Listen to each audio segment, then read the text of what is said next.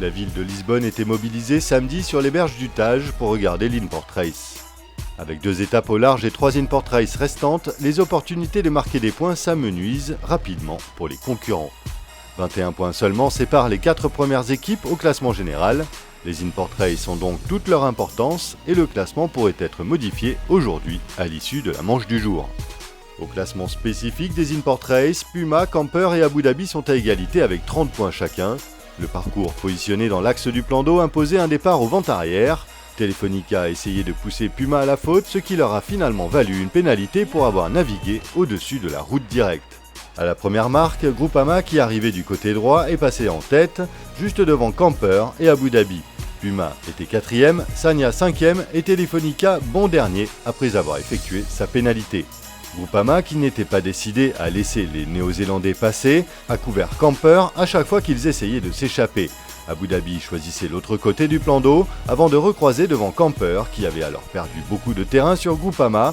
La bagarre pour la seconde place a finalement tourné à l'avantage de Camper après qu'Abu Dhabi ait été gêné par un bateau spectateur.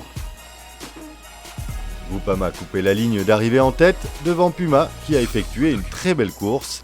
Camper s'adjugeait la 3e place devant Abu Dhabi et Sagna, qui a réussi à sauver sa 5e place. Les Espagnols terminaient encore une fois derniers. La victoire de Groupama leur permet d'accroître leur avance au classement général. Les Français comptent maintenant 8 points d'avance sur les Espagnols alors que Puma n'est qu'à 5 points de Telefonica. Après l'Inport Race, les concurrents ont pris dimanche le départ de la 8e étape de la Volvo Ocean Race à destination de Lorient. Pour les 4 équipes qui peuvent encore prétendre à la victoire, cette étape longue de 1950 milles, avec un point de passage aux Açores, peut être déterminante pour le classement général. Le parcours est le même que celui de l'Inport Race de la veille. Les concurrents doivent faire un aller-retour dans le Tage avant de mettre le cap sur l'archipel des Açores. Puma est le premier à franchir la ligne au portant. L'équipage américain a rapidement creusé l'écart sur ses poursuivants. Abu Dhabi, qui essayait désespérément d'affaler son Jenaker, a perdu beaucoup de terrain sur la flotte. Puma et Camper pointaient en tête à la sortie du Tage. Camper, au vent, avait moins de courant, mais Puma avait quant à lui plus de vent. Alors que Puma enroulait la bouée au vent, la flotte s'étirait sur le Tage. Camper occupait toujours la 2e place devant Abu Dhabi et Telefonica, alors que Sagna et Groupama fermaient la marche.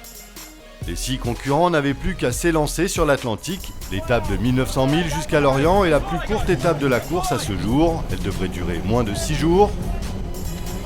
Il y a plus de pression que sur les étapes précédentes pour ne pas faire d'erreur.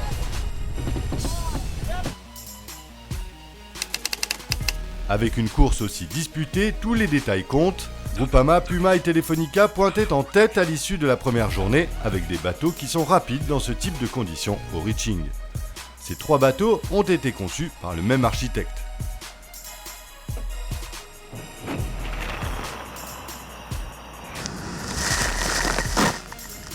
We're 300 miles in now. The 3 1K boats are going quickest. Telefonica's losing the charge. Groupama and Puma just behind. I guess it's business as usual. We've seen this before, jib reaching.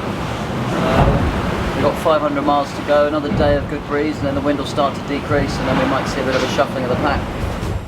Les 3 bateaux en tête de la course ont démontré leur capacité à aller vite au reaching, mais avec le resserrement prévu de la flotte et les conditions musclées attendues pour la suite, les choses pourraient bien changer avant l'arrivée à Lorient.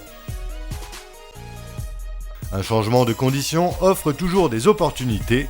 Pour Sagna, actuellement 6e de l'étape, n'importe quel changement sera une bonne chose.